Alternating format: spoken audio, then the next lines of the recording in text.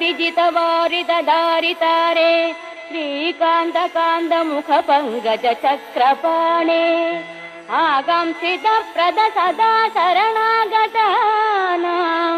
श्रीवातमन्दिरपते तव सुप्रभातम्।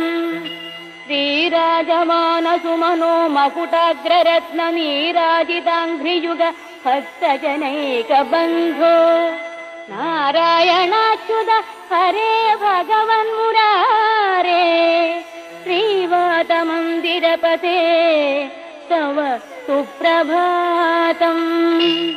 भूलोकवासि जनपुण्यफलेन नृणामालोकनाय